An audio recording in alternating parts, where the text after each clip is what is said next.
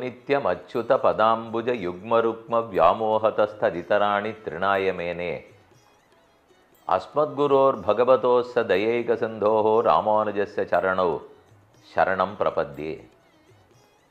பக்தர்கள் அனைவருக்கும் ஒரு முக்கியமான நிகழ்ச்சியை பற்றின அறிவிப்பு மற்றும் அழைப்பு. கவனமாக கேட்டுக்கொள்ளவும், ஆர்வத்துடன் வந்து கலந்து கொள்ள வேணும்.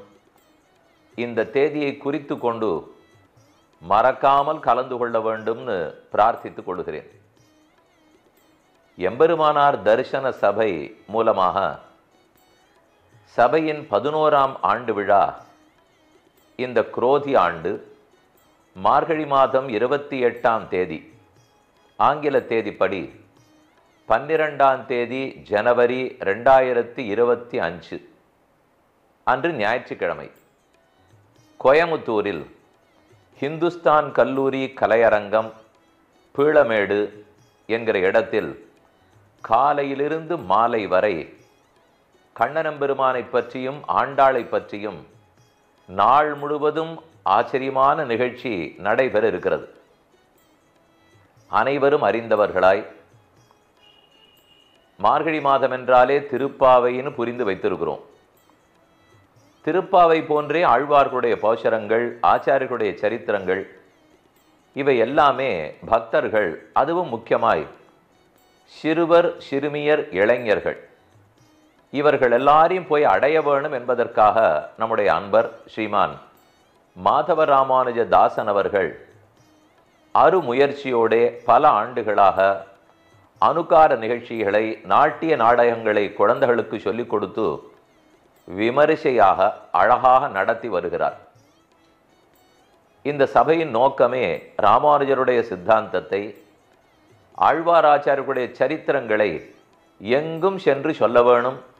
அதனால் மக்கள் அனைவரும் ஆத்ம குணம் பெற வேணும், ராமானுஜ சிஷ்யர்களாக ஆக வேணும் என்பதே அவர் விருப்பம். அந்த சபையினுடைய ஆண்டு விழா 11ஆம் ஆண்டு விழா நடைபெறுவதாக உள்ளது. நிகழ்ச்சியை பற்றி சற்று கூறுகிறேன், கேட்டுக்கொள்ளவும். 12ஆம் தேதி ஜனவரி 2025 ஞாயிற்றுக்கிழமை காலை 6:30 மணிக்கு 9 பசுக்களை, 9 கோமாதாக்களை கொண்டு கோபூஜை நடைபெறும். அந்த கோபூஜைக்கே அனைவரும் வந்துவிட வேண்டும்னு பிரார்த்திக்கிறேன். தொடர்ந்து திருவாராதனம் நடைபெறும். அடுத்தது திருப்பாவை சேவா காலம். ஆண்டாளுடைய திருப்பாவை அன்று கரவகள் பிஞ்சென்னு காணம் சேர்ந்துண்போம் என்கிற 28வது பாசுரம். ஆயிரக்கணக்கான மக்கள், பல நூறு மாடுகள், அந்த மாடுகளுக்கு பின்னேயே சென்று இந்த பாசுரத்தை அனுசந்தானம் பண்ணி அன்னைக்கு கோகுலத்திலும் பிருந்தாவனத்திலும் என்ன அனுபவம் கிடைத்திருக்குமோ அப்படி கரவகள் பிஞ்சென்னு காணம் சேர்ந்துண்போம் என்கிற அனுபவத்தை பெறுவோம். அடுத்தது தயிர் கடையும் வைபவம். 1200 பெண்கள் ஆய்ச்சியர் ஸ்தானத்தில் இருந்து கொண்டு காசும் பிறப்பும் கலகலப்ப கைபேர்த்து வாசன் அருங்குடல் ஆய்ச்சியர் மத்தினால் ஓசப்படுத்த தயிரரவம் கேட்டிலையோ. இது திருப்பாவை பாசுரம். அதுக்காக 1200 பெண்கள் தயிர் கடைவதாக இருக்கிறார்கள்.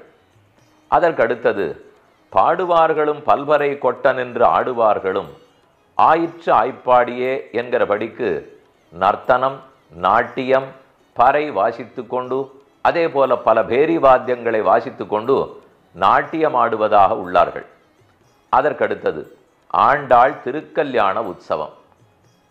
ஆண்டாளே வாரணமாயிரம் 10 பாசுரத்தாலே கண்ணனை கல்யாணம் பண்ணிக்கொள்வதாக கனாக்கண்டேன் தோழினான் கனாக்கண்டேன் தோழினான்னு பாடினாள். வாரணமாயிரம் சூழவலம் செய்து நாரணன் நம்பி நடக்கின்றான் என்னதிர் பூரண பொற்குடம் வைத்து புறமெங்கும் தோரணன் நாட்ட கனாக்கண்டேன் தோழினான்னு தொடங்கி ஆயனுக்காகத்தான் கண்ட கனாவினை நான் ஆயனுக்காக கனாக்கண்டேன், பெரியாழ்வாருடைய குமாரத்தியாக நான் பாடியிருக்கிறேன். இந்த பாசுரங்களை யார் சொன்னாலும், அர்த்தம் புரிந்து சொன்னால், இன்னும் அனுகரித்தும் சொன்னால் ஆண்டாள் கல்யாணத்தோட இந்த பாசுரங்களை சொன்னால் வாயு நன் மக்களை பெற்று மகிழ்வரே. கல்யாணம் ஆகாதவர்களுக்கு கல்யாணமாகும், ஆனவர்களுக்கு நல்ல கண்ணனை போன்ற பெரியாழ்வாரை போன்ற குழந்தை பிறப்பார்கள் என்றெல்லாம் சொல்லப்பட்ட பாசுரம் ஆண்டாள் திருக்கல்யாணத்தின் அடிப்படை. அந்த திருக்கல்யாண உற்சவம் 108 தம்பதிகளுடைய சங்கல்பத்தோட ஆச்சரியமா நடைபெற உள்ளது. அதற்கடுத்தது திருவிளக்கு பூஜை.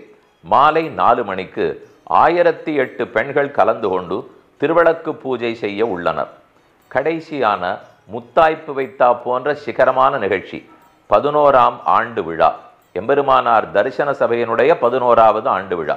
மாலை 6 மணி முதல் இரவு 8:30 மணி வரை ஆண்டாளுடைய அவதாரம் தொடங்கி ஆண்டாள் வைபவம், அதி நவீன சிறப்பு ஒலி ஒளி ஒப்பனை, பிரம்மாண்டமான தத்ரூப காட்சிகள், இது இத்தனையினுடையும் நாட்டிய நாடகம் நடைபெறும்.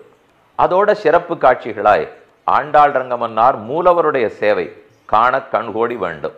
ஆண்டாள் அன்னபட்சி வாகனத்தின் சேவை வியந்து போய்விடுவோம். திருப்பார்க்கடலில் பெயர்வான் சயனித்து கொண்டிருக்கும் சேவை ஆச்சரியத்திலே திகைத்து நிற்போம். கருட சேவை மதிப்போடும் மரியாதையோடும் வணங்குவோம். நௌக சரித்திரம், அதாவது கண்ணன் கோபிகைகள் எல்லாரோடே யமுனை ஆற்றிலே ஒரு பெரிய படகில் ஏறி அமர்ந்து கொண்டு அப்படி துடுப்பு போட்டுக்கொண்டு ஓட்டி கொண்டு போகிறார்.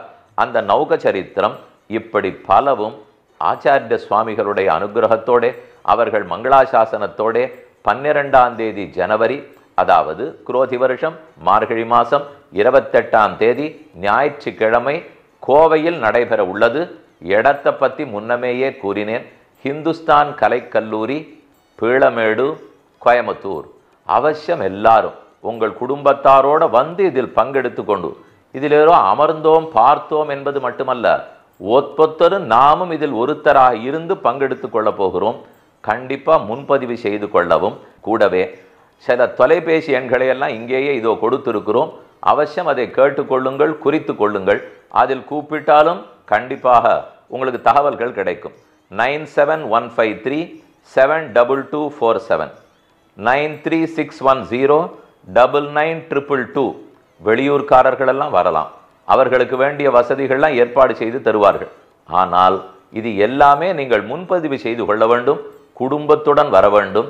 ஆன்மீகம் என்பது என்ன, ஆண்டாள் ஆறு, கண்ணன் எப்படி, புராணங்கள் எல்லாம் என்ன சொல்லுகின்றன, திருப்பாவையில் சொல்லப்பட்ட சரித்திரங்களவை, பிருந்தாவனத்தில் அந்த துவாபர யுகத்தில் எவ்வளவு கோலாகலமாக இருந்திருப்பார்கள், இவை அனைத்தையுமே கண்கூடாக கூடவே இருந்து அனுபவிக்கக்கூடிய ஒரு வாய்ப்பை மாதவராமானுஜதாசன் அவர்கள் ஏற்படுத்தி கொடுத்திருக்கிறார்.